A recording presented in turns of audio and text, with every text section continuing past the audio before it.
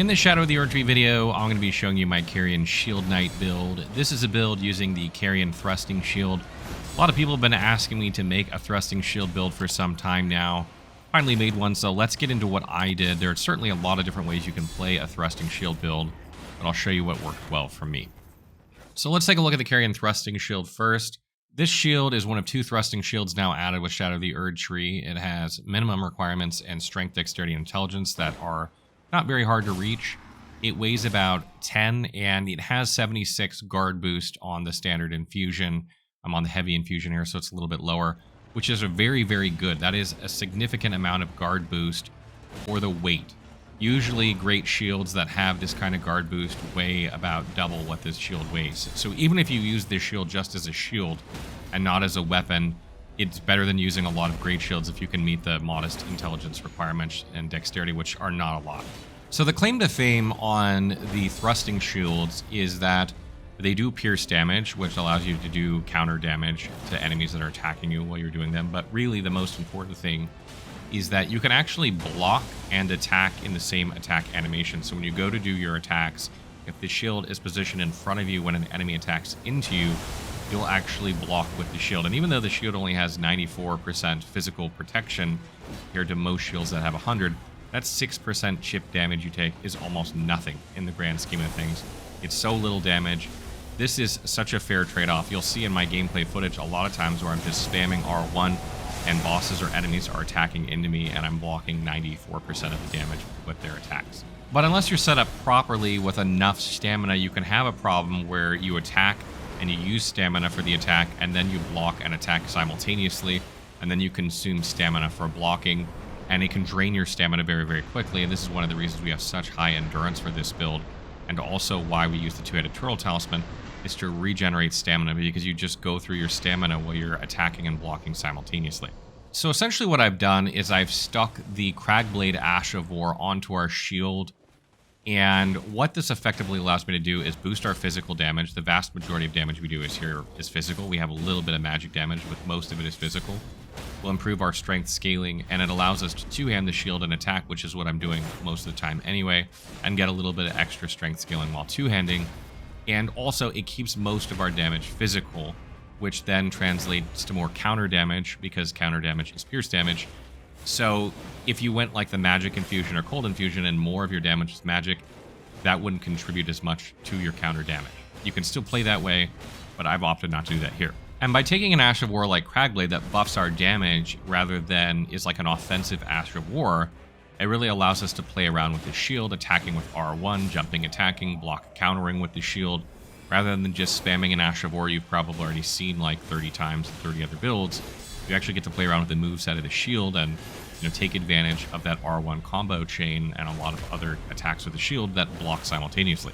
And as I mentioned, Heavy will reduce the guard boost of the shield by a little bit, so you can either use the Great Shield Talisman to offset that, or you can just have lots of stamina and not worry about it too much, which is what I opted to do here. Now, I don't have anything in my offhand for this build simply because I was going for fashion here and I didn't want to disrupt that with something hanging from my belt or something like that. But you could use something like Sacrificial Axe or some offhand weapon that gives you health back when you get kills would probably be better than FP, because you don't really have FP cost issues with this build. But you can put something in your offhand that gives you a bonus if you want, and you just two-hand the shield most of the time. So armor-wise, I'm using 3 pieces of the Royal Knight set, and I'm using Rolana's chest piece. I really wanted to use Rolana's armor for this build because the shield is basically her shield, and I just thought it would make a lot of sense. But I've kind of used her armor a lot, so I kind of mixed it up a little bit and used 3 pieces of the Royal Knight helm and the Royal Knight gauntlets and legs, and I really like how it came out visually. Still think it looks really awesome. The most important thing here, though, is breaking 51 poise, making sure you have at least 51 of that so that you don't get interrupted during your R1 combos, etc. And you can really use anything you want. Any sort of armor that has benefits, like Leda's armor, might not be bad.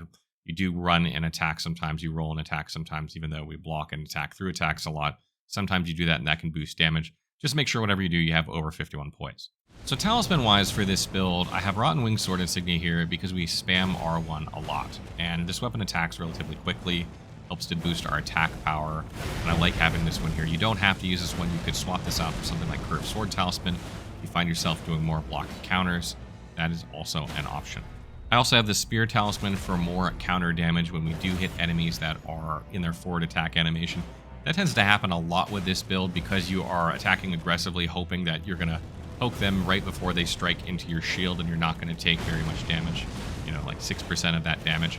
So I find compared to other builds that take advantage of this talisman, this one really utilizes it maybe even better than those. I also have the two-headed turtle talisman, as I mentioned, for stamina recovery. You eat a lot of stamina attacking and blocking simultaneously, or just blocking or just attacking. So getting that stamina back quickly is important. And then I also have Blade of Mercy. You do a lot of stance damage with this build because we do a lot of block counters, because we're using Crag Blade, because we're using the Stone Barbed Cracked here. We do a lot of stance breaks, particularly on bosses, and this helps to increase our damage during those boss fights. If you're out on the landscape, you kill enemies much more quickly. You might want to consider swapping this for Crusade Insignia. Just keep that damage after you kill enemies. And what I really like about Crag Blade as well, and using the R1 moveset and just the general moveset of the weapon, instead of an offensive Ash of Wars, we don't need Shard of Alexander in this build. That frees up that talisman slot for one of the ones mentioned. So at level 163, I have 60 Vigor, which is the most you'll need for any build. It significantly drops off after this point. I think you only get like 5 or 6 HP per point, and I think it continues to go down from there. So really, you don't need to go any higher in Vigor. I have 27 Mind because you will use Crag Blade a lot on the landscape. You don't really need it much during boss fights.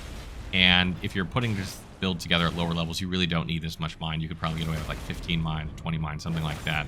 And you can just take it up higher. I have really not a lot of extra places to put points at this point that make a lot of sense for what I'm doing. So I've just kind of put extra points here. We have 40 Endurance, not only for equip load. If you wanted to really min-max this build, you would use heavier armor. You have plenty of room there to be able to medium roll and still get more protection. That would probably be better. But really what we want is the stamina so that we can block and attack simultaneously and not get guard broken, etc. I have 70 strength. I stopped at the soft cap of 66 strength with two-handing, but I just had extra points basically, so I just kept putting them in strength to get more damage. And if you want to get more damage out of this build, you're going to keep increasing strength, even if it's just a little bit of damage. Dexterity is at 13 to meet the minimum requirements for the weapon. 16 Intelligence is there to meet the minimum requirements. I'm 1 over because I'm an astrologer, but otherwise, you can take Intelligence up on this weapon eventually as well. The scaling is pretty poor, but it would allow you to increase your magic damage. And you don't need any Faith or Arcane for this build.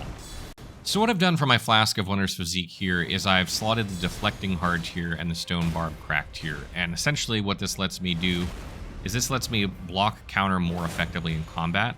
Not every boss fight am I trying to do block counters, but sometimes if you're smart enough, or if you're patient enough, or even if you're lucky enough, you'll be able to get, perfect blocks that then boost your block counter damage even more. And if you're using the Curved Sword Talisman, which you can do, you'll get even more damage on your block counters, since this will increase your block counter damage with each successful deflect up to like 5. So you can really substantially increase your block counter damage, and we do lots of block counters with this build.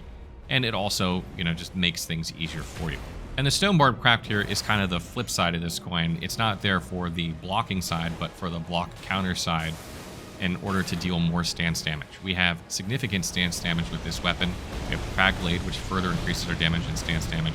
And then we have this, which further boosts our stance damage for 30 seconds. So you want to pop this as close to engaging the boss as possible, and then go for block counters and R1 chains to try and stance break a boss quickly. You may notice if you see during the Divine Beast boss fight, I actually only do 2 block counters and actually stance break the boss with using the Stone Bar Crack Cure, Crag Blade, and that shield. The Divine Beast Dancing Line boss has 120 stance. This means my block counters, when buffed this way, are doing at least 60 stance damage each.